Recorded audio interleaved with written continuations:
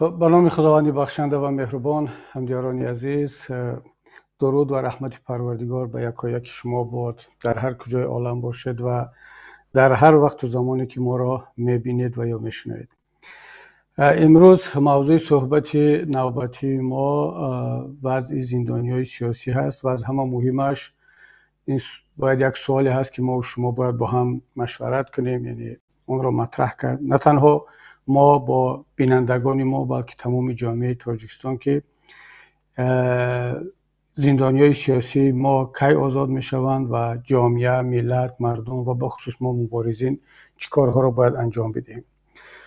همدیاران گرامی، این موضوع و در عموم موضوعی که ما و شما مطرح میکنیم از دیدگاه من خیلی مهمند، چون ما خیلی زمان هست که در اطراف موضوعهای مبرم روز بحث میکنیم، صحبت میکنیم، سوالها رو مطرح میکنیم، اما احساس میشود که یک ارتباط پیوسته بین مبارزین، بین اندیشمندان، بین رهبران سیاسی و ملت، یک ارتباط پیوسته فکری، معنوی و سیاسی وجود ندارد.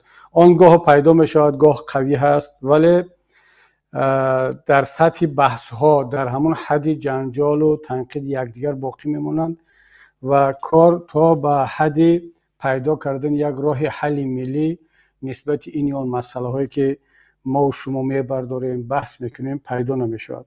من فکر میکنم ما باید یک روندی را آغاز کنیم که حداقل یک سال تا 2 سال یک گفتگوی ملی در سطح اندیشمندان، روشنفکران، صاحبان فکر و اندیشه ملی باید به یک نتیجه برسیم که با این ملت چه باید کرد و کدام راه حل ها وجود دارد که ملت تاجیک از این وضعیت بیرون بیاید. من فکر میکنم که این بحث ها باید که پیوسته باشند و خیلی مهمند که ملت ما را همراهی کند. همراهی شما، کمک شما، پشتیبانی شما میتواند با راه گوناگون باشد و از همه مهمش شرکت در این بحث ها، نظرهای خود را گفتن، سوالهای خود را مطرح کردن. شاید که ما نتوانیم به همه سوالهای شما سری وقت جواب بگیم، اما مطمئن باشید وقتی که سوالها خیلی دقیق افاده می شوند، خیلی سوالهای مهم هستند و شاید که 10-15 نفر وقتی که یک سوال را مطرح میکنند شک نیست که ما با اون سوال برمیگردیم، حتما اون را یکی از موضوعهای صحبت‌های بعدی قرار خواهیم داد. اما مهم این است که همدیاران گرامی ما و شما بی‌طرف نباشیم، در بحث‌ها شرکت کنیم، نقطه نظر داشته باشیم تا اینکه سیاستمداران، رهبران سیاسی احساس کنند که واقعا هم ملت همون ملتی هست که می‌ارزد برای او زحمت کشید، تلاش کرد و ملت خواب‌آلود نیست، ملت نیست که یک عده از فرزندانش با آنها صحبت میکنند، مسئله را مطرح میکنند، اما اکثریت بی‌پروا هستند و اکثریت دنبال حل مشکلات خودشان نیستند. یکی از موضوعهای خیلی هم مهم جامعه ما امروز این موضوع زندانیای سیاسی هست. چرا من این موضوع را انتخاب کردم امروز؟ یک دلیل بسیار ساده اش این است که فردا 16 سپتامبر روز زندانیهای سیاسی تاجیکستان است. شاید کسی سوال کند که این روز را کی اعلان کرده است؟ برای چی محض روز 16 سپتامبر روز زندانیهای سیاسی باشد؟ همدیگران گرامی، همه روزها را مثلا ما در تاجیکستان شاید که 50 یا 100 روز داشته باشیم که بخشیده به این یا آن گروه سیاسی، اجتماعی، به سازمان‌ها، به کسب‌های گوناگون هست. مثلا از میلیتسیا شروع کرده، روز پروکراتور، روز امنیت، روز ارتش، روز کارمندان ساحه طب، روز کارمندان ساحه معارف، روز بانوان یا مادران، روز طفل‌ها و نیست کسب و کار یا یک قشر گروه از مردم که روز خود را نداشته باشند. یگانه قشری که هم محروم است، هم مظلوم هست و هم بخصوص در تاجیکستان ما همیشه و همه روزه تحت تعقیب و فشار و محدودیت ها است، این زندانی های سیاسی هست که ما نه اینکه در دوام سال یعنی فقط خویش و تبارها درباره آنها فکر میکنن یا همکارها و همکسبها، اونم گاه دیگر درباره آنها ما یک روز خاص، یک چاره‌بینی خاص نداریم که ملت بیاد اطراف آنها صحبت کند و بحث کند و آنها را یادآوری کند در جستجوی راهی آزادی آنها باشد. و بنابر همین من هنوز 7 سال پیش، سال 2016 پیشنهاد کرده بودم در یک سالگی اون حادثه شومی حبس دهها و صدها هموطنان ما که 16 سپتامبر 2015 رخ داد، در یک مراسم پیوسته به این روز من پیشنهاد کردم که 16 سپتامبر روز زندانی‌های سیاسی تاجیکستان اعلان شود. برای چه روزی 16 سپتامبر؟ مثلا برای چه روزی حبس شدن یکی از فرزندان دیگری ملت مثل زید سعیدوف، مثل مثلا بزرگمهر یاروف، اگرچه بزرگمهر در همون مجموعه ماه سپتامبر حبس شدگان است، محمد روزی اسکندروف یا دهها و صدها نفران دیگر.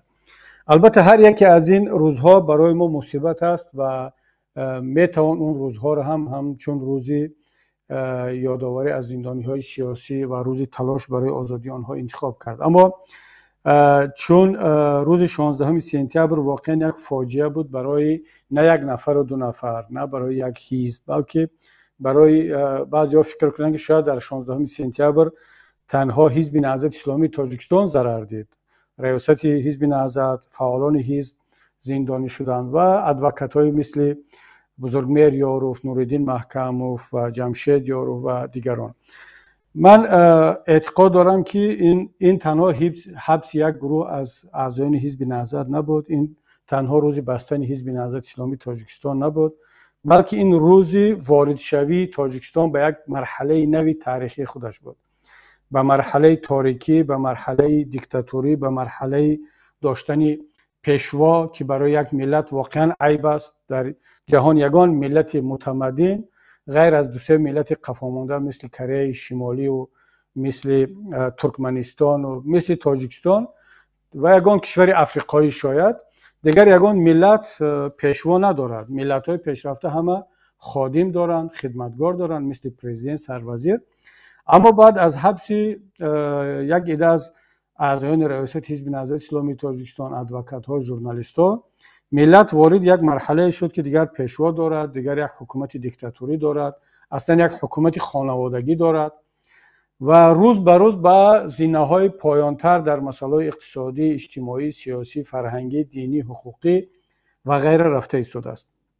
بنابر همین من این روز را واقعا نه به خاطر آنکه تنها روز حبس زندانی‌های سیاسی حزب نهضت بود، بلکه همچنین یک رمز میدونم. مرحمت اگر دوستان فکر کنند که مثلا مناسبتر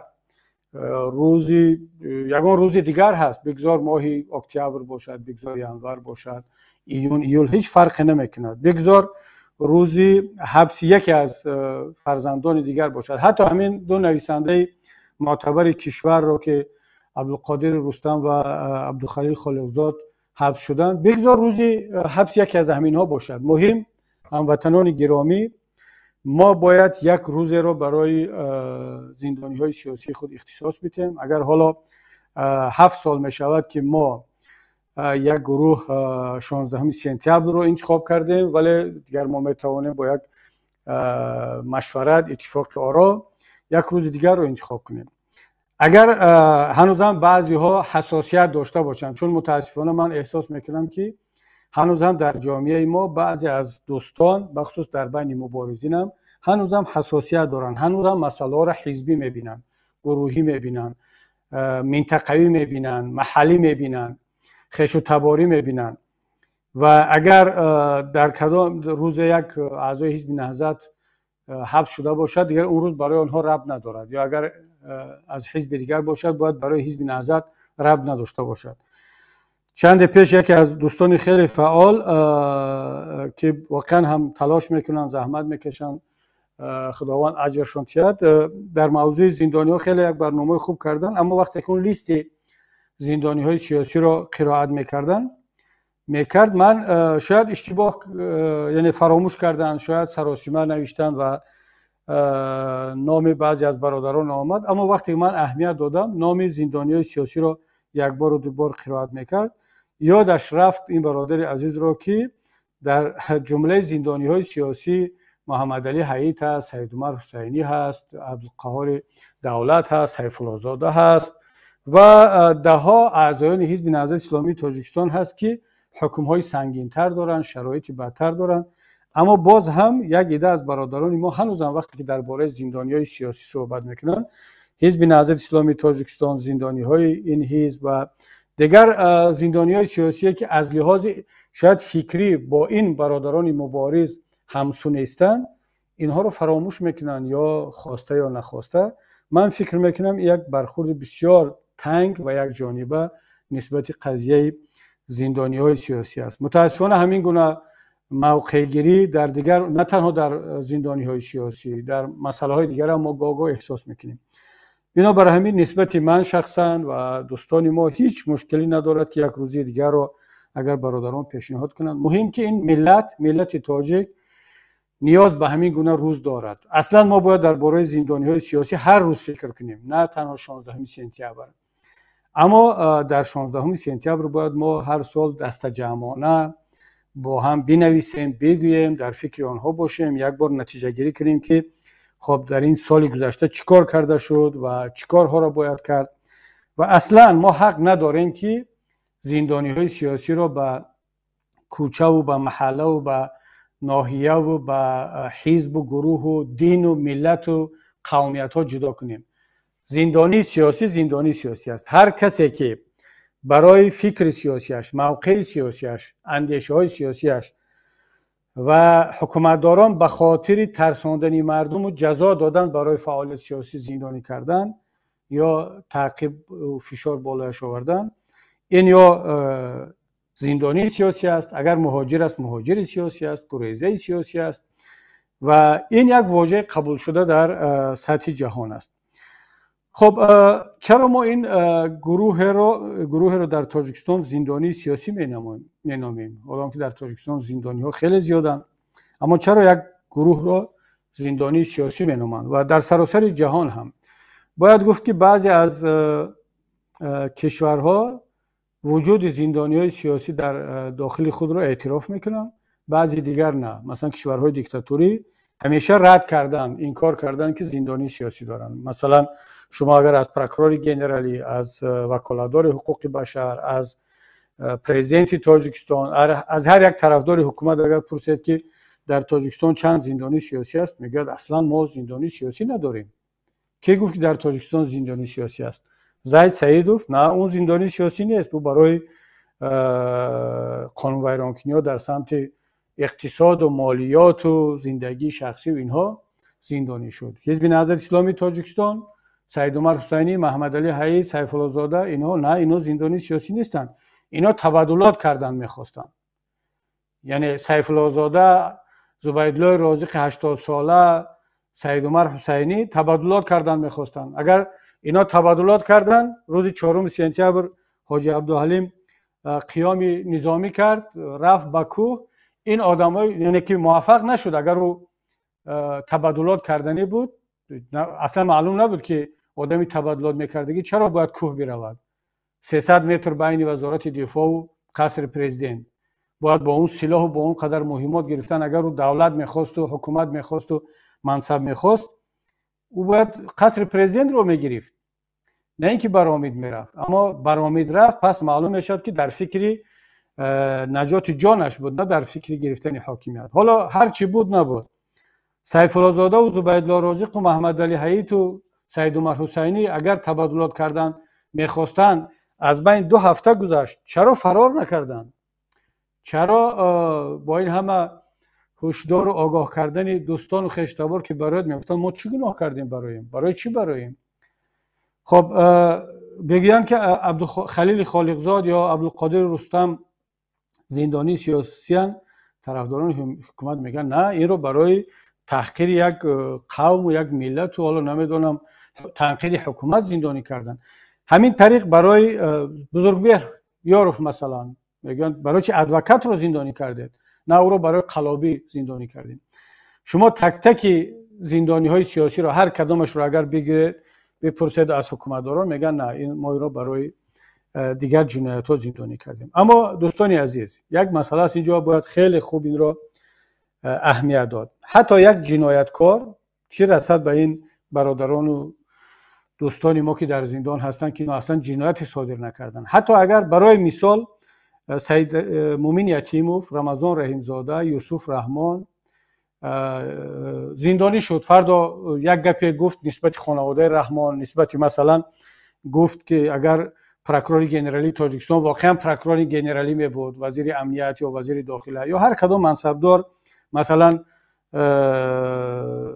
اگنتی ضد کروپسیونی اگر جوانمرد می بود و اون قانون را می دانست و از رحمان نمی ترسید و در چارچوب قانون عمل میکرد، اگر می گفت که رحمان دزدی کرده ایستاده است، تاجیک ای را، اون رمز ملت را به نابودی برد و سامان ای را، نام شرکت خانوادگی و نام پسرش را معروف کرد و او را اگر رحمان زندانی میکرد، با وجود آنکه این نفر یتیموف، یوسف رحمان، رمضان رحیمزاده چه جنایتی هم کرده باشد، اما رحمانوف او را نه به خاطر جنایت های صادر کرده اش، بلکه به خاطر تنقید خودش یا به خاطر یگان گپی او را اجرا نکردن، یگان سپارش غیر قانونی او را اجرا نکردن، اگر رحمان او را زندانی کند، من شخصا یتیموف را، یوسف رحمان را، رمضان رحیمزاده را و هر منصبدار جنایتکار دیگر را در همون حالت زندانی سیاسی میگفتم، نه به خاطر اون که او جنایتکار نیست.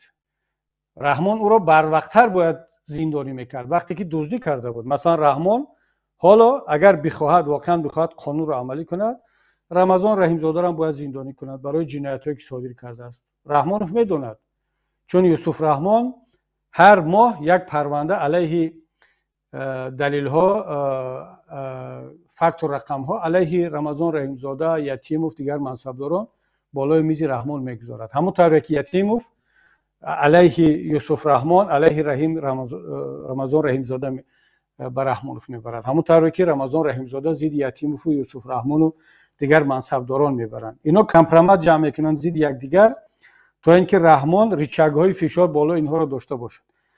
مثلا اگر رحمان حالا بگیرد یکی از اینها را زندانی کند یا هر کدام از اینها رحمان را زندانی کنند برای جنایت های صادر کردهش، من رحمان را زندانی سیاسی نمیدونم، من یوسف رحمان یا رمضان رحیمزاده را زندانی سیاسی نمیدونم. چرا؟ برای اینکه رحمان او را برای جنایت هایش زندانی کرده است. تا امروز نه رمضان رحیمزاده، نه یتیموف، نه یوسف رحمان، نه یگان منصبدار دیگر رحمان را تنقید نکرده ایستادند، بلکه همیشه تعریف میکنن، خوش آمد میگن. اما اگر یک روز، برای مثال، چرا من غفار میرزایف را زندانی سیاسی میدونم؟ برای اینکه رحمانوف غفار میرزایف را برای کدام جنایت های دیگرش زندانی نکرد. رحمان میدونست که غفار میرزایف چیکار کرده است. رحمان میدونست که دیگر قماندان های فرانت خلقی چه جنایت ها و چیکار ها کردند، اما اونها را زیاد زندانی نکرد، برای اینکه آنها از رحمانوف پشتیبانی میکردند و تعریف میکردند. همون روزی که غفار میرزایف، همون روزی که محمد نظر سالیوف، همون روزی که یعقوب سلیموف یا هر کسی دیگر از خطی کشیده رحمان بیرون برآمد و رحمان رو گفت که تو قانون ویران کنی، قانون ویران کرده ایستادی، تو برخلاف منفعت‌های ملی رفتار کرده ایستادی. شاید غفار میرزایف خطاگی خود را فهمید و درک کرد که رحمانوف چگونه آنها رو فریب داد.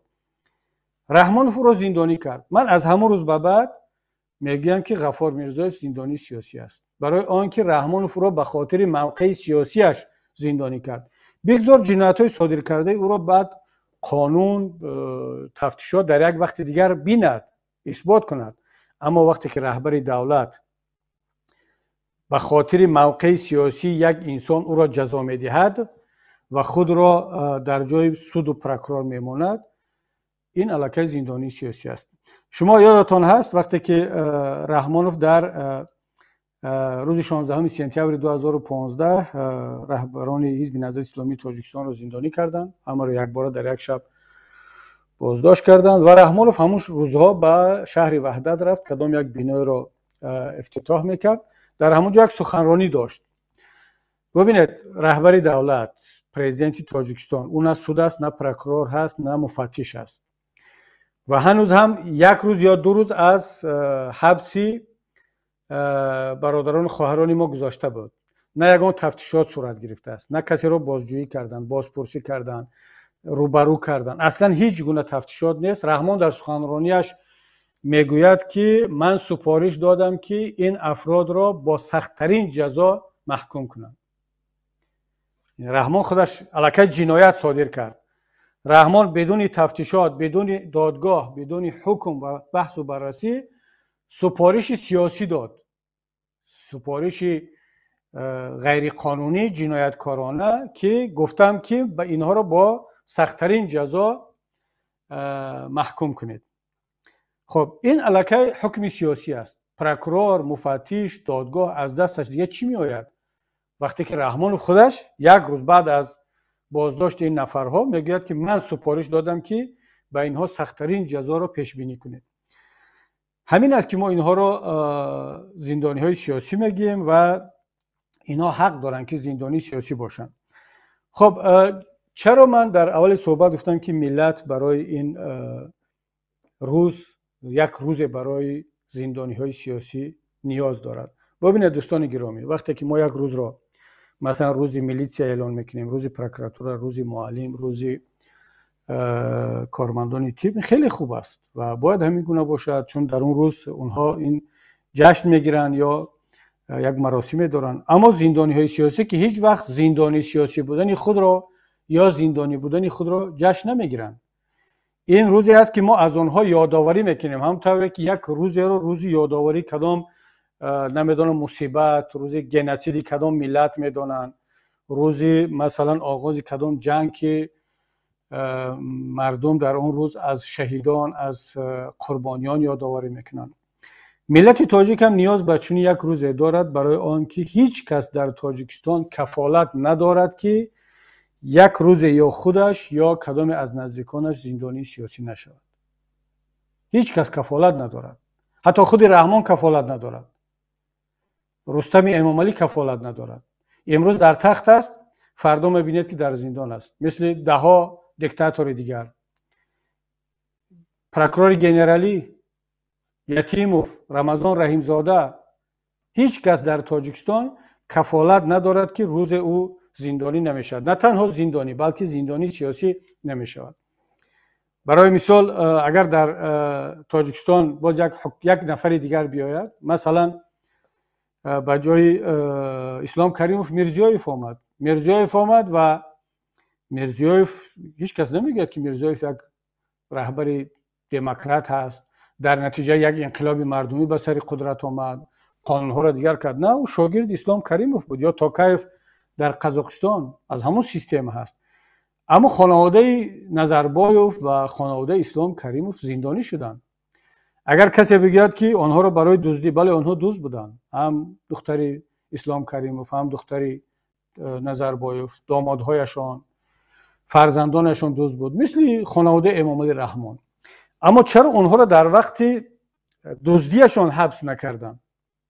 من سوالم این است، وقتی من میگم که مثلا بعض خانواده اسلام کریموف و نظربایوف اینها در این کشورها زندانی سیاسی هستند، نه برای آنکه اینها دزدی نکردند، بلکه اونها را در وقت دزدیشان، در وقت در حکومت بودنشان اگر زندانی میکردن، من میگفتم نه، این یک زندانی عادی است، برای دزدیش زندانی کردن. اما وقتی که پدرش از قدرت میرود و شاگرد پدرش میاد یا کسی از همون خانواده، بعد او را زندانی میکنن، پس این به معنای قصاص گرفتن است، به معنای آنکه رقیبش را زندانی کند که فردا دعوای حاکمیت نکند. مثلا میترسن که دختری نظربایوف یا دامادش یا دختر اسلام کریموف میتونه دعوای حاکمیت کند یا نبیرگانش، بنابراین اونها را زندانی میکنن. اگر یکی از فرزندان امامعلی رحمان به سر قدرت بیاید، من باور دارم که احتمال زیاد است که یک عده از نبیرگان و دامادهای دیگر را زندانی کند. وقتی که تاجیکستان خرد است، نفت و گاز ندارد، اینها باید میلیارد داشته باشن هر کدامشان، و مهاجرین هم دیگر پول زیاد روان نکرده ایستادن. خب اینا میلیاردها رو باید هر سال از کجا جمع کنن؟ یکیش راه را گرفته است، یکی دیگرش برق تاجیک را گرفته است، یکی دیگرش توسپرافکا فروختن و فرم مکتبی فروختن، هر کدامشون صاحب شدن. اما خانواده کلان شده ایستاده است، بزرگ شده ایستاده است، نبیرگان، ابیرگان، دامادها، جیانها کلان شده ایستادن، هر کدام اینا آرزوی میلیاردر شدن میکنند. ملت تاجیک این اژدها را این مارهای ضحاک را خورانده و پوشانده نمیتواند. اینها سر یکدیگر را به خوردن شروع میکنند. بنابراین وقتی من میگم که هیچ کس در تاجیکستان کفالت زندانی سیاسی بودن ندارد، منظورم همین است و ملت نیاز به یک روز دارد. رحمانوف هم نیاز به همین روز دارد، یتیموف هم، منم و دیگر دوستان و دیگر مبارزین همه نیاز به این روز داریم. بنابر همین من فکر میکنم، پیشنهاد دارم که از این به بعد مردم عزیز جدی بگیرن، بخصوص روزنامه‌نگاران، بخصوص بلاگرها، فعالان جامعه. ببینید دوستان عزیز، شما فکر نکنید که این پیشنهاد از کبیری هست و از اپوزیسیون است. اگر ما این را پیگیری کردیم و دنباله‌گیری کردیم ما زیر فشار قرار میگیریم. خب به این هم شما زیر فشارید. همین آدمانی که زندانی شدن اخیر از بلاگرها، از روزنامه‌نگاران، اینا هیچ کدامشون دوست ما نبودن. دوستان ما، طرفداران ما 5 سال 6 سال پیش زندانی شدن. اینا نه تنها دوستان ما نبودن بلکه از منقدین ما بودن. ما را گاه ابیکتیوانه، واقع بینانه، گاه غرضناک، گاه مخصوص برای آنکه رحمانوف درک کند، بفهمد که خب اینا اپوزیسیون را هم تنقید کرده ایستادن و خودشون هم بعضا با یگان در بعض جا شنیدم گفتن که خب از ما ناراحت نشوند کسانی که در خارج هستند، ما این کارها رو به خاطر اون میکنیم که اگر نکنیم زندانی میشیم. و بالاخره زندانی هم شدن. حالا اینجا جای بحث در این موضوع نیست. یعنی منظورم این است که تمام قشرها بخصوص قشر آگاه جامعه این را باید دیگر همچون یک روزی مخصوصی کدام حزب و گروه و اپوزیسیون، روزی زندانیای سیاسی، تا اینکه خدای نکرده، خدا نکند که هیچ کس به این روز برسد، اما باز تکرار میکنم که هیچ کدام ما کفالت نداریم. اما سوال این است که چرا امام علی رحمان از زندانی‌های سیاسی ما سخت میترسد؟ واقعا هم یک ترس عجیب دارد امام علی رحمان. ببینید بزرگمهر یاروف 28 سال زندانی شد، حکم گرفت یا نزدیک 30 سال. بعد طبق قانونگذاری جمهوری تاجیکستان که هر یک روزی در زمان تفتیشات یا سیزا بودن 2 روز حساب است، بعض معیارهای عفو به او تطبیق شد و حکمی در نتیجه حکمی بزرگمهر یاروف از نزدیک 30 سال به 18 سال کاهش یافت و از اون که 8 سال نشست او میتوانست بعد 10 سال به آزادی برآید. یعنی امام علی رحمان فکر میکند که بزرگمهر یاروف حالا نسبتا جوان است و شجاع است و دلیر هست، دانش دارد و او بعد 10 سال هم اگر از با آزادی برآید، مثل بعض نفران دیگر که از زندان برآمدند دیگر فقط در نزد زن و فرزند و نبیرگان میشینند و مبارزه نخواهند برد، شاید امام علی رحمان فکر کرد که بزرگمهر یاروف بعد 10 سال اگر با آزادی برآید، اگر رحمان خودش زنده باشد و در تخت باشد که انشاءالله نیست، برای خودش دردی سر می شود. نه اگر که خودش نیست و حالا آرزو دارد که حکم را، قدرت را به یکی از فرزندانش یا حتی نبیرگانش بدهد، آوازه هم هست که نبیرگانش را الکی تیار کرده ایستاده است، شاید به فرزنداش دیگر باوری ندارد، دردی سر این خانواده می شود. بزرگمهر و بزرگمهرها مثل بزرگمهر باز ده ها صدها نفر دیگر هست.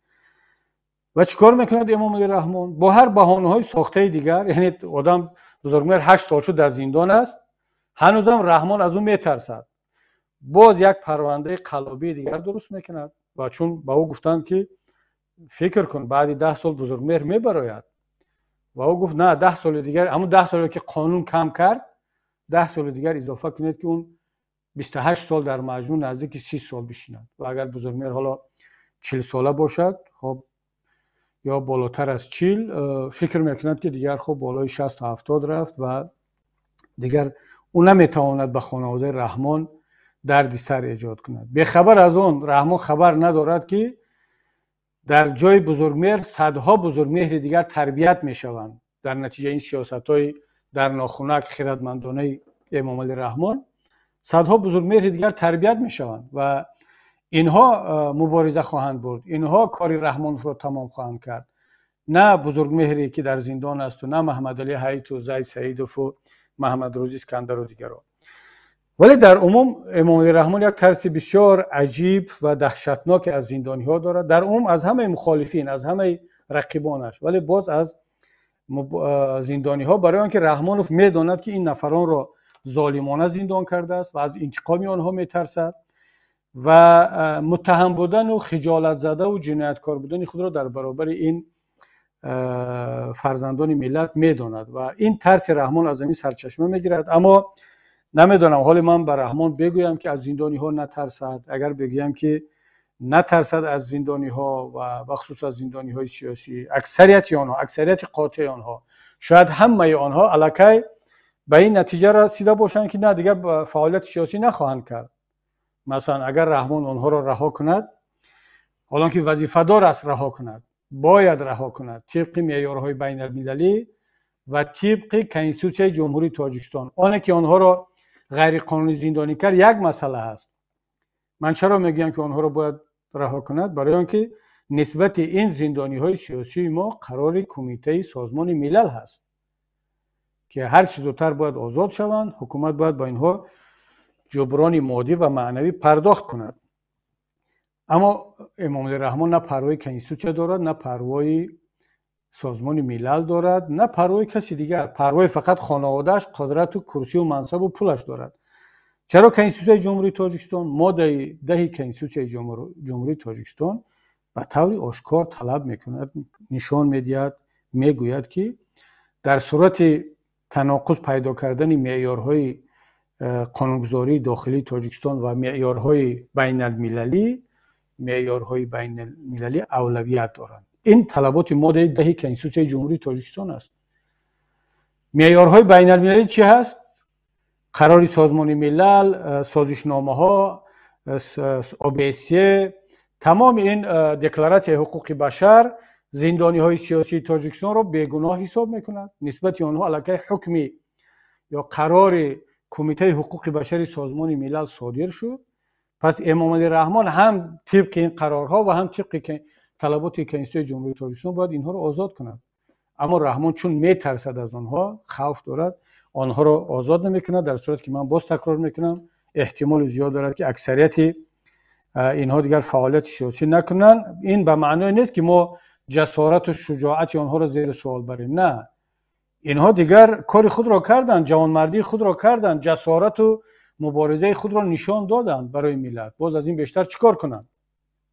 مثلا محمد علی حی زندانی شده است و سید عمر زندانی شده است و محمد روزی اسکندر و زید سعیدوف و بزرگمهر و مقصود ابراهیم، اینها به خاطر کی زندانی شدند؟ به خاطر خودشون؟ مگر پول نداشتند؟ مگر کار نداشتند؟ نه، اینا به خاطر آن زندانی شدند که ملت آزادتر زندگی کند. ما و شما، اون تاجر، اون ژورنالیست، اون نمیدونم حتی منصبدار، حتی همون یک منصبدار یا روزنامه‌نگار یا بلاگر طرفدار حکومت هم باید بداند که همین افراد به خاطر نان دهان آنها زندانی شدند. اگر اونها زندانی نمیشدند و اپوزیسیون نمیبودند، این آدم، حکومت به اینا اصلا نیاز نداشت. اون بلاگرها و امام خطیبها و طرفداران حکومت که امروز رحمان را تعریف میکنند و اپوزیسیون را تنقید میکنند و نان میخورند، معاش میگیرند یا به آنها منصب میدن، بدانند که آنها نان زندانی های سیاسی، نان اپوزیسیون را خورده ایستادند. اگر که زندانی سیاسی نمی بود، اگر که اپوزیسیون نمی بود، باور کنید اکثر هم امام خطیبها و اکثر همون ژورنالیست ها و بلاگرها و اون چاپلوسانی که بر ضد اپوزیسیون صحبت میکنن و گپ میزنن برای حکومت اصلا لازم نبودن.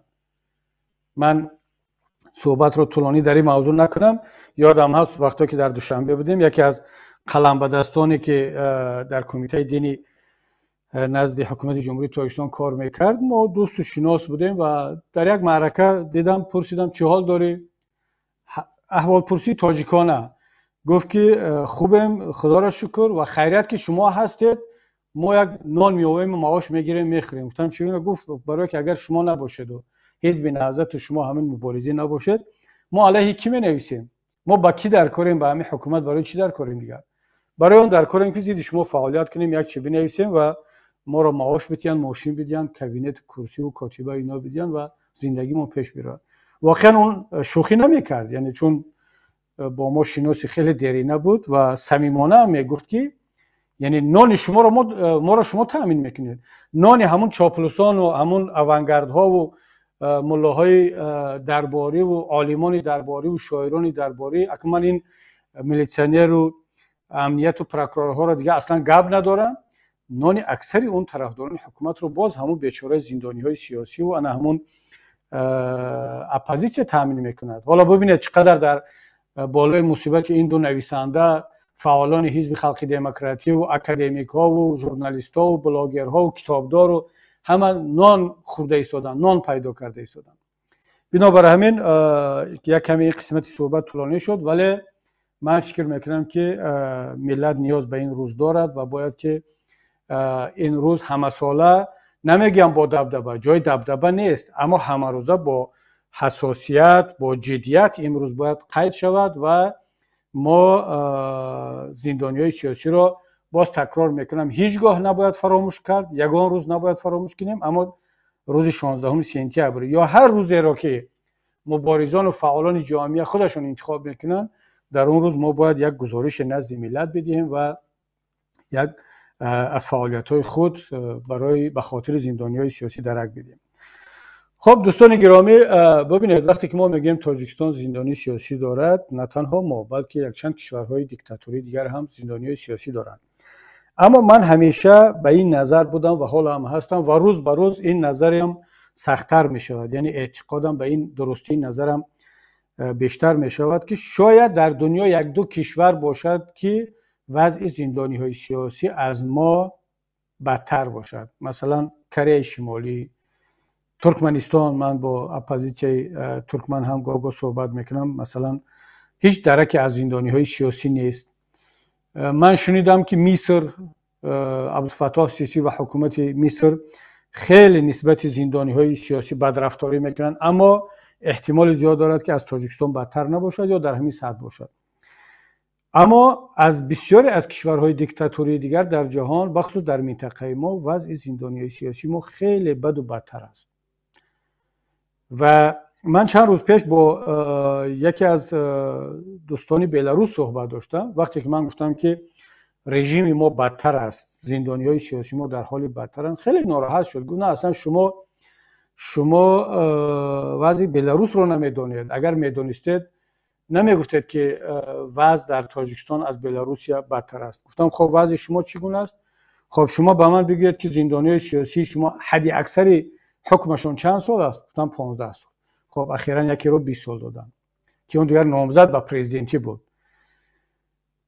من گفتم در ما 20 سال و 25 سال دیگر این چیزی نیست برای زندانیای سیاسی ما حکم ابد داریم. حتی بعضی ها را امام رحمان برای که حکم ابد هم ندهد با یک بهانه از بین میبرد، کشت، نابود کرد، مثل محمد نظر سالی و میرزا ضیای و چندی از کسان دیگر را که رحمان میتواند زندانی کند، ولی میترسید که حتی در زندان بودن یا هم باز دردی سرش میشد، نابود کرد. و این 10 و 15 سال برای زندانیای سیاسی ما، برای یک فعال سیاسی خیلی رده پایان میانه است. اتفاقا 2 روز پیش پسر آناتولی لبیدکو که از دوستان ما از اپوزیسیونرهای معروف بلاروس که سابق وکیل پارلمان هم بود، دیروز پسرش رو ارتیوم رو 3.5 سال رژیم لوکاشنکو حکم صادر کرد. برای چی؟ برای کدام گناه؟ برای مبلغ گذاری گروه های اکستریمیستی و تروریستی. یعنی یک فوند پدری خودش بوده است، پدرش در اروپا است، پسرش کدام سال در صورت حسابی همون چند مبلغ گذرانده بوده است. شاید اون وقت اکستریمیستی نبود این تشکیلات. برای مبلغ گذاری 3.5 سال ارتیوم لبیدکو پسر آناتولی لبیدکو رو زندانی کردن. من البته تسلیت بیان کردم با اون، اما گفتم که ببینید 3.5 سال برای تاجیکستان برای مبلغ گذاری، مثلا حتی نه اینکه مبلغ گذاری یک تشکیلاتی به نام اکستریمیستی و تروریستی نداریم، اپوزیسیونش میگوید که مخالفینش میگوید که زندانی سیاسی داریم. چند روز پیش باز یک دوست ایرانی دیگر در اینجا که برادرش زندانی بوده است، با گفت خودش زندانی سیاسی، و گفت که من با برادرم تلفنی صحبت داشتم و از زندان حال پرسی میکنم. گفتم چگونه صحبت داشتی؟ گفت ما هر ماه چند مرتبه صحبت میکنیم. گفتم غیر قانونی؟ گفت نه خیلی قانونی است و زندانی سیاسی است، اما در ایران یک زندانی سیاسی یا همه گونه زندانی ها به مقامات 5 رقم تلفن رو در داخل یا خارج معرفی میکنن و هر وقت حق دارن که باز این رقم ها رو عوض کنن. مثلا ماه با برادرش صحبت میکنن، ماه دیگر با پدرش، ماه دیگر مثلا با همسرش. یعنی هر ماه میتواند با 5 رقم تلفن از داخل زندان آشکار بدون ممانعت 10 دقیقه یا 15 دقیقه صحبت کند، چه در داخل چه در خارج. و این حق طبیعی زندانی سیاسی است، در عموم زندانی ها هست. من گفتم در تاجیکستان ما چنین نیست. نه تنها زندانی ها، برادری من 7 سال شد یا 8 سال می شود برادرم در زندان نیست، در دهه زندگی میکند، در این 8 سال با من یک مرتبه هم تلفنی صحبت نکرده است، اجازت ندارد. چه رسد به زندانی ها؟ مگر یگان زندانی از داخل تاجیکستان، زندانی سیاسی یا غیر سیاسی، با خویش و تبارش در خارج صحبت کرده میتونه؟ نه.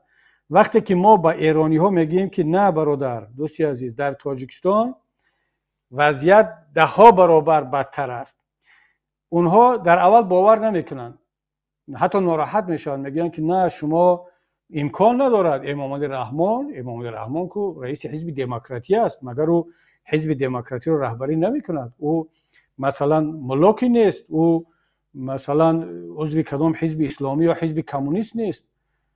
و چگونه او این کار رو میکند؟ اول باور نمیکند، بعد که فکت و رقم رو آوردی، مقایسه کردی، بعد میگه خب بله، پس معلوم شد که وضعیت در شما بدتر بوده است. بنابراین همین دوستان گرامی، هموطنان عزیز، من وقتی میگم که وضع زندانیای سیاسی ما از همه کشورهای منطقه، حتی از روسیه هم بدتر هست، این نه مبالغه است نه خطا است. الکسی ناوالنی از داخل زندان صفحه توییتری خودش رو میگرداند، مینویسد و خیلی از زندانیای سیاسی این کار رو میکنن. ایلیا یاشین، اپوزیسیونر دیگری روسیه، مگر شما فکر میکنید که حکومت روسیه نمیداند که ناوالنی یا ایلیا یاشین یا دیگران، ولادیمیر کارامورزا در زندان هستند؟ چگونه از داخل زندان اینا ارتباط دارند؟ اما اونها میگن نه، این وکیل دارد، این آدم دارد، حق نوشتن دارد، حق مکتوب نوشتن دارد، بیانیه دادن دارد. در زندان ها همین گونه است. زندانی سیاسی در ترکیه، این رئیس حزب کردهای ترکیه در داخل زندان، دمیرتاش، از داخل زندان نامزد به انتخابات پرزیدنتی شد و ثبت نامش کردند. اون عبدالله اوجلان هم در زندان هست، یک کردی دیگر رهبر حزب PKK است به فکرم. اون اصلا وقتی که در داخل زندان است با حکومت سازشنامه امضا میکند، از داخل زندان صحبت میکند، بیانیه میدهد. دوستان عزیز، این است. حالا من نمیگم اینا دیکتاتور نیستن، اینا هم دیکتاتورن، اما وضعیت در تاجیکستان به حد بد هست که محمد روزی اسکندر فقط به خاطر یک مصاحبه از داخل زندان او را بردن به زندان نظامی سخت‌ترین، پوشیده، و چند سال رو در اونجا سپری کرد که امروز دیگر خودی محمد روزی اسکندر و خویش و تبارش اصلا یگان حرف درباره سیاست و زندانی ها و وضعیت محمد روزی نمیزنن. زبیدالله رازق و رحمت الله رجب و چند نفر دیگر یک نامه از داخل زندان نوشتن به پرزیدنت. این یک انسان، یک شهروند به پرزیدنت مراجعت میکند. اینا رو چیکار کردن؟ اینا رو بردن باز در همون شیزا جا کردن، عذاب دادن و ممنوع کردن. امروز هیچ نفر از داخل زندان یا از خویش و تبار زندانی ها جرأتی یک کلمه درباره زندان و وضع زندان و شرایطشون و درباره مشکلاتشون گفتن حق ندارن، میترسن. پس وضع زندانیای سیاسی ما، هموطنان عزیز، در مقایسه با تمام کشورهای منطقه بد است. من چند روز پیش با یکی از رهبران جبهه مقاومت افغانستان صحبت داشتم. من گفتم که شما در افغانستان حکومت طالبان چند زندانی سیاسی دارید؟ یک کمی فکر کرد، گفت که نداریم ما زندانی سیاسی. زندانی داریم اما زندانی سیاسی نداریم. طالبان بعد از آن که حکومت را گرفتن تا امروز هیچ کس را برای موقع سیاسیش زندانی نکردن. بعضی ها را بردن یک صحبت، مثل استاد جلال که الان در آلمان هست شنیدم، یعنی بعد اونم که واقعا من اون صحبتش رو در تلویزیون دیدم، در داخل کابل در وقت حاکمیت طالبان نماینده طالبان را اونقدر حقارت کرد، تنقید نه، حرفای بسیار هم سخت گفت، با جسارت، با شجاعت. البته خیلی من اون را تماشا کردم، دیدم و خوشا به حالش که با این جسارت صحبت کرد. بعد طالبان هم بردن چند روز حالا برای تفتیش، ولی رها کردن. امروز در آلمان است. دکتر عبدالله در کرزی، اینا از کسانی بودند که با در سلاح به دست علیه طالبان می جنگیدند، ولی در کابل زندگی کرده ایستادند. دیروز من شنیدم که دکتر عبدالله باز به کابل برگشته است. کرزی زندگی دارد، پرزیدنت بود، با طالبان جنگیده بود و ده ها صدها نفران دیگر. و طالبان عفو عمومی اعلان کردند که مرحمت، همه بیاد، در کسی زندان نمیشه. تا به حال کسی از بازگشتگان سیاسی به افغانستان زندانی نشدن. باز بعضی از دوستان نگویند که اینجا ما تبلیغ طالبان کرده ایم، که نه، اصلا مسئله رو باید از هم جدا کرد. من وقتی که مقایسه میکنم، فکت رو مقایسه میکنم، نه شخصیت رو، نه حزب رو، نه اون رو که یک کسی گاستوک دارد یا سالا دوست من است یا دشمنی من. ما باید در اساس فکت صحبت کنیم. بله متاسفانه در افغانستان مشکلات اونقدر زیاد است، بخصوص بانوها و زنها، ولی وقتی که ما درباره زندانی های سیاسی میگیم، حتی این دوست ما در جبهه مقاومت گفت که نه، ما نداریم حالا کسی را که زندانی سیاسی بگیم. پس برگردیم به تاجیکستان خودمون. دوستان عزیز، پس وضعیت در تاجیکستان به حد بد است که نه در نظام دینی افغانستان و ایران، نه در نظام های دموکراتی و دنیوی و کمونیستی دیگر جاها تا به این حد نیست. اصلا نظام تاجیکستان معلوم نیست چه نظام است. یک نظام بسیار هم خمیلیانی، به هم پیچیده، نامعین، نظام دینی است، فئودالی است، پادشاهی است، جمهوری است، پرزیدنتی است، شاهیگری است، خانگری است. اصلا هیچ چیزش معلوم نیست. هر چی هم باشد بدترین نظام در منطقه شده ایستاده است و وضع زندانی‌های سیاسی ما بدترین در مقایسه با دیگر کشورها است. خب دوستان گرامی، سوال اساسی شاید این باشد که این زندانی‌های سیاسی ما اگر اینقدر ما تلاش داریم، اینقدر وضع بد دارن، اینا کی آزاد میشن؟ ما چی امید میتونیم داشته باشیم؟ ببینید دوستان عزیز، ما همچون اپوزیسیا، یعنی شاید که اپوزیسیا از لحاظ حقوقی، دیپلماتی، سیاسی، هیچ اپوزیسیا از این بیشتر کار نکرده باشد و نتواند کار کرده. پرونده زندانی‌های سیاسی ما تا بالاترین در سطح جهان که امکان دارد به کمیته حقوق بشری سازمان ملل رفت و قرارم صادر شد. تمام سازمان‌های حقوق بشر، سازمان‌های بین‌المللی و سازمان‌هایی که تاجیکستان خودش عضو هست، سازمان ملل، سازمان امنیت و همکاری اروپا و ده‌ها سازمان‌های دیگر، اینا همه گفتن که زندانی‌های سیاسی تاجیکستان بیگناهند. خب این نتیجه کاری اپوزیسیا، فعالان جامعه شهروندی، روزنامه‌نگاران، خویش و تبار همه در مجموع. اما دیدیم که این کافی نیست و با این کارها رحمان اونها رو آزاد نمی‌کنند. من اگر مشخص‌تر و کوتاه‌تر بگویم این است که تا روزی که امام علی رحمان و همین خانواده در سر قدرت هست، زندانی‌های سیاسی ما آزاد نخواهند شد. شاید یک نفر بگوید که ظرفای رحمانی خواهر آزاد شد، ولی یک خاطر فشارهای زیاد و به خاطر آنکه رحمان بگوید که خب ببینید من خب زن رو آزاد کردم. البته خواهر ظرفا هم خیلی ساده و آسان رها نشد. اون بنده خدا مجبور شد که اون بیانیه هایی رو که مجبورش کردن که تکرار کنه بگوید گفت، ولی بالاخره خب آزاد شد. برای ما هم آزاد شدنش مهم است، نه اون چیزی که در حق ما گفت. خب شاید من شنیدم وقتی آخر کم کم در دایره های صحبت می رود که بعضی سازمان های بین المللی، بعضی کشورهای ابرقدرت با حکومت تاجیکستان گفتگو کرده ایستادن که یک نفر یا دو نفر از زندانیای سیاسی رو هم آزاد کنند و پرسیدن از ما هم که کی رو در اون روی خط وارد کنیم. ما هم چند اسمی رو دادیم که حالا اینجا نمیگم. خب شاید این موفق شوند، شاید نه، اما برادران با یک گل بهار نمیشود میگن. بله یک نفر هم آزاد شود این خیلی خوب است برای جامعه، برای خودی همون انسان، برای خویش تبارش، اما باز هزارها زندانی سیاسی دیگر باقی میمونند. پس راه حل این آزاد کردن یک نفر و دو نفر نیست. راه حل تنها این بردن به سازمان ملل و روز 16 سپتامبر هر سال یادآوری کردن و فعالیت ها رسانه‌ای کردن این راه حل اساسی نیست. اینا همه خوبن، اینا لازمن، باید باشن، اما راه حل اساسی این از قدرت دور کردن این خانواده هست، این نفر هست.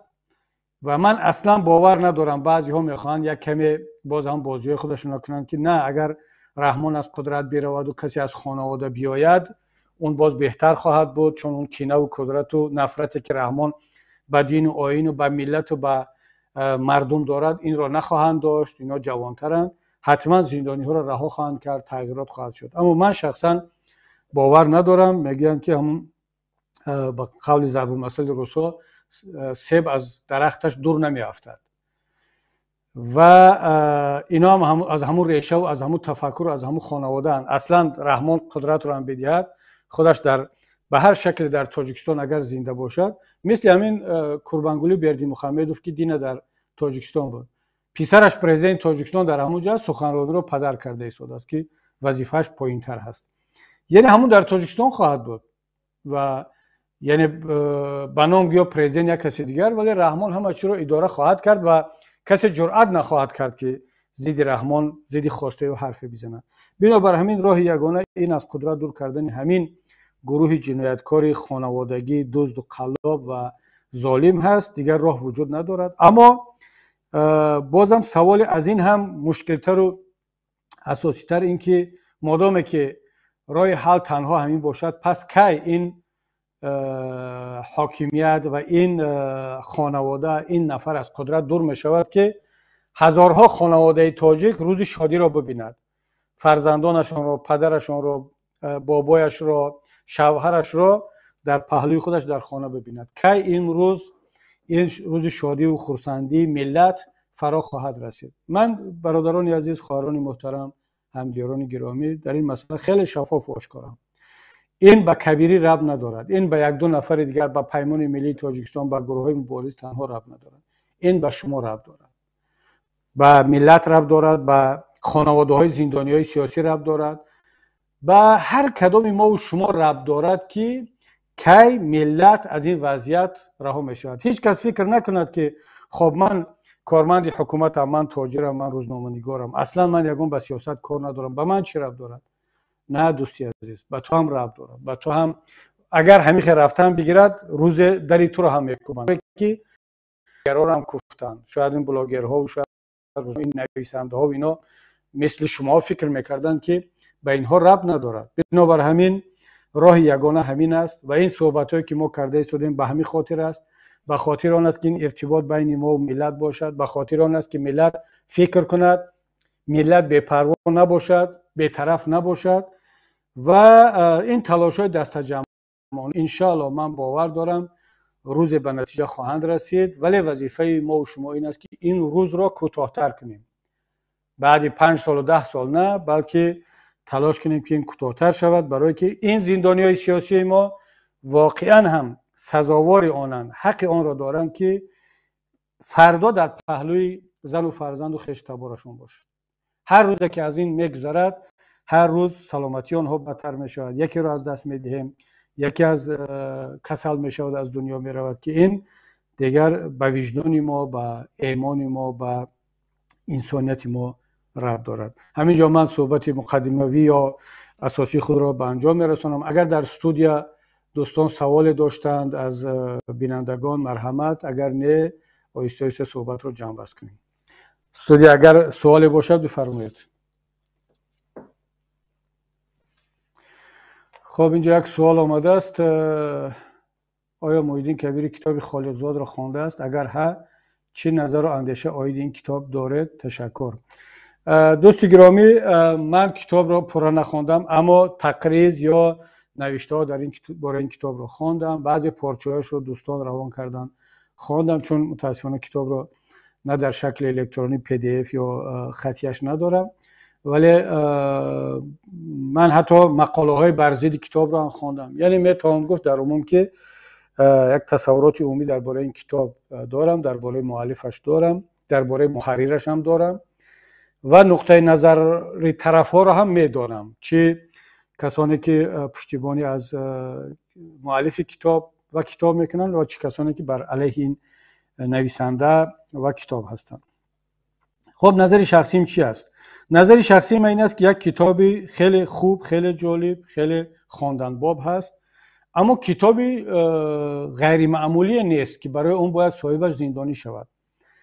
و اون نقطه هایی را که مخالفین همین کتاب و دشمنان همین مؤلف نوشتن به اون اشاره کردن، نه جنایت است، نه تحقیر است، نه حتی سزاواری انتقاد شدید هست. بله میتون انتقاد کرد، میتون ناراضی بود و حق دارن، باید بکنن، اما اینکه نفر رو زندانی کنن بعد چند نفر دیگر بیان اون رو باز توجیه کنن یا دلیل بتراشن که برای چه زندانی کردن، این واقعا یک مصیبت است. و ببینید من صحبتی در رادیو آزادی بود، به فکرم صحبتی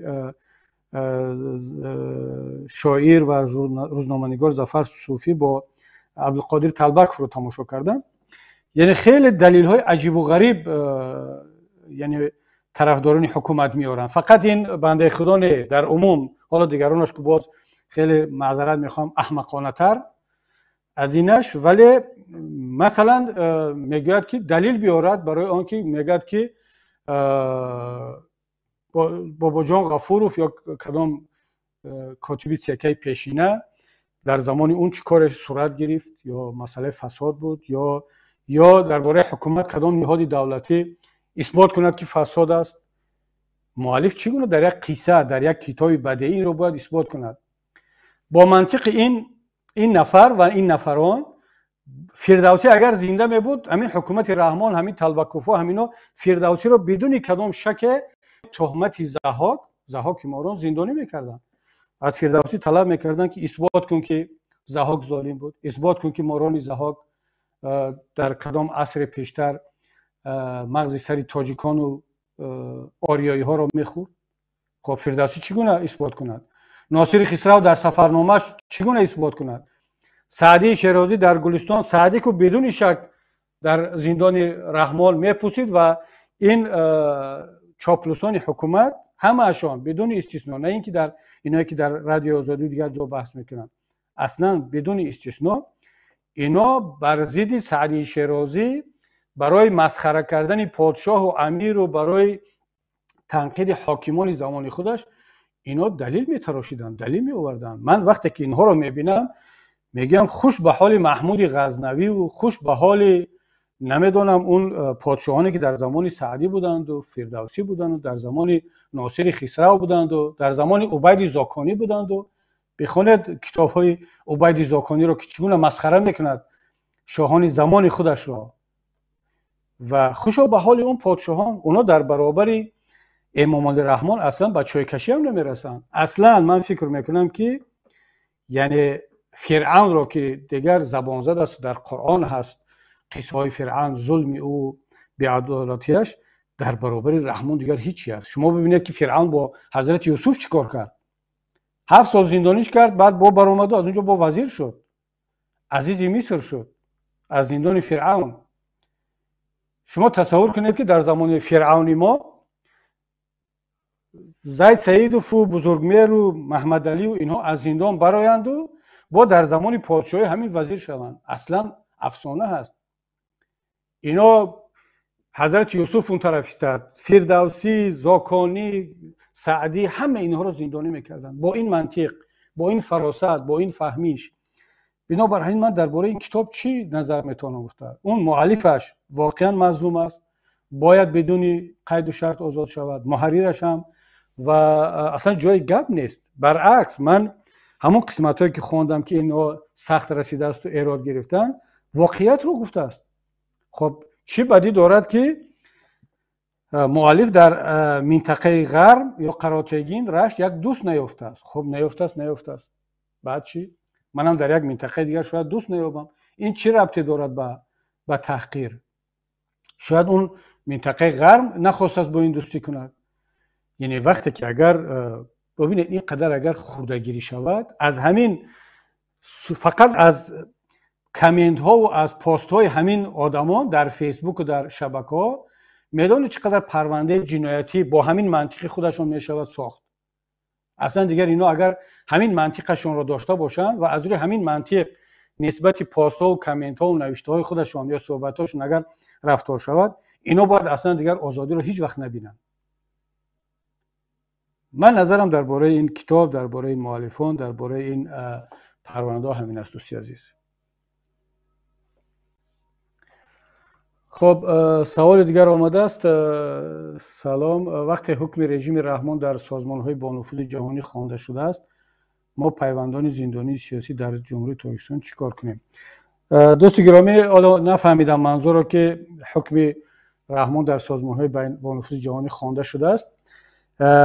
قرار درباره رحمان برآورده شده است و امیدوارم که باز قرار مهمتر و اساسی درباره رحمان به زودی در باز دادگاه‌های بین‌المللی برآورده خواهد شد، همونطوری که نسبت پوتین، دوستان رحمان و لوکاشنکو اینا برآمد و نسبت رحمان هم برآورده می شود. اما پیوندان زندانی‌های سیاسی در تاجیکستان چیکار کنند؟ ببینید دوستی عزیزم، من اگر حالا چند جمله بگم، شاید اکثریت شما بگید که خب شما که در تاجیکستان نیستید هر چی می‌خواهید میگید.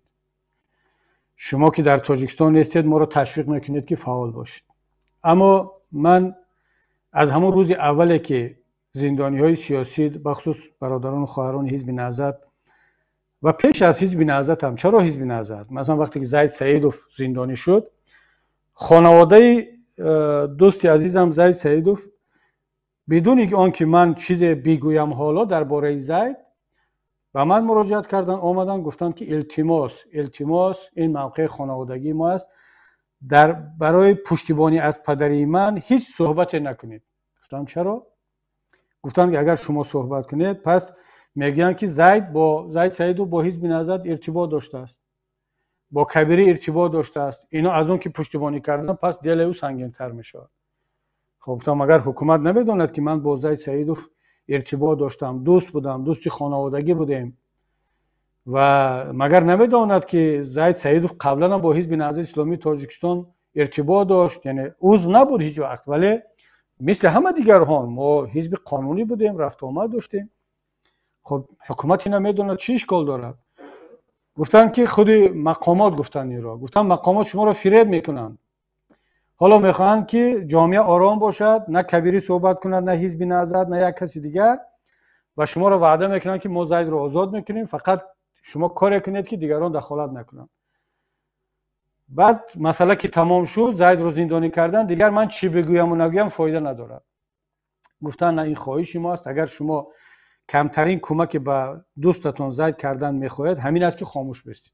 خیلی خوب گفتم، در داخل خاموش ایستادم، اگرچه در خارج خاموش نبودم، اگرچه باز در داخلم گاه با گفت مردم غرغر میکردیم، ولی زید را بالاترین حکم را دادن. محمد روزی اسکندر فرام بالاترین حکم را دادن.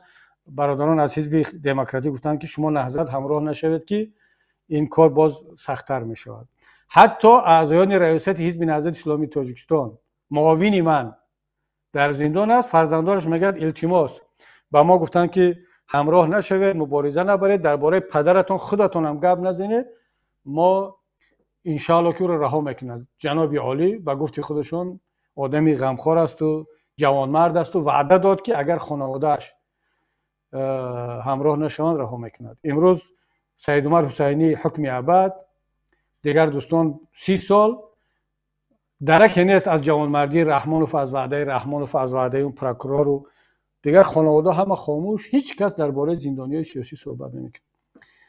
آیا وقتی آن نرسیده است که بدون آنکه کبیری بگوید، پیمان ملی تاجیکستان بگوید یا کسی دیگر بگوید، خودتون درباره پدرتون، درباره برادرتون، شوهرتون، درباره فرزندتون صحبت کنید. من نمیگم مبارزه برای ضد رحمان، حداقل مشکلات آنها را بگید، مثل که هر خانواده زندانی سیاسی در ایران، ترکیه، روسیه، در تمام دنیا میگید. این پدر و برادر و دوست شما از اون ترک و عرب و افغان و ایرانی و روس چی فرق دارد؟ چی کم بودی دارد؟ مگر پدری کمتر است، برادری کمتر است؟ او وقتی آن نرسیده است یک کمتر فعال باشید، یک کمتر مسئولیت انسانی را انجام بدید، برادری را، شوهری را، زنی را انجام بدید.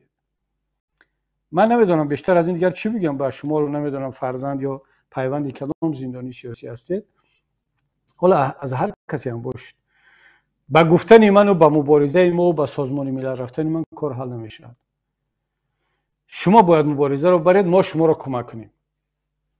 و آماده هستیم که کمک کنیم. بنابراین همین دوستان گرامی، من پیامم، خواهشم، التجام از شما این است که فعال باشید.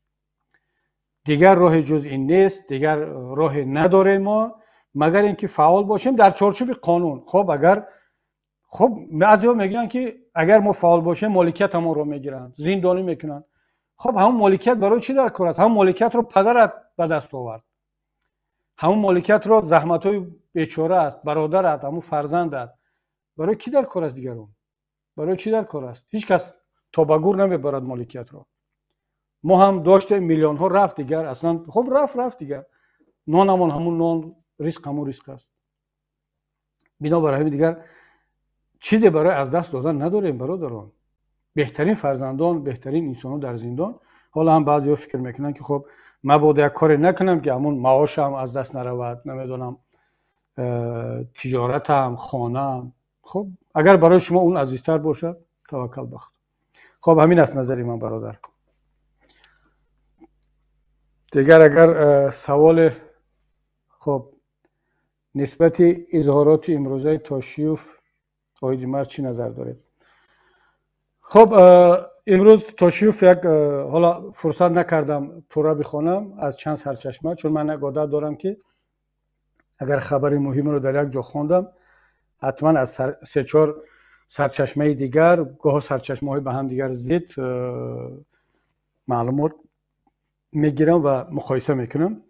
من تنها یک جا رو خوندم که گفته است که ما یعنی تاشیوف گفته است که قرقیزستان سندهای را پیدا کردن که امکان دارد زمین‌های بیشتری را از تاجیکستان بگیرن.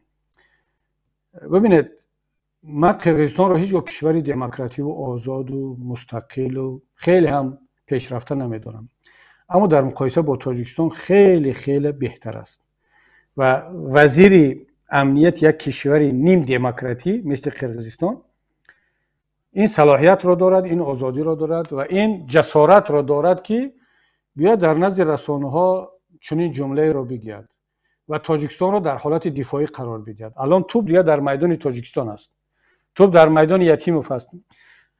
تاشیوف اکادمیک نیست، مقاله نمی‌نویسد. تاشیوف امنیتی است، وزیر امنیت است، سرباز است، اکادمیک نیست. جسارت دارد، مردی دارد. میگن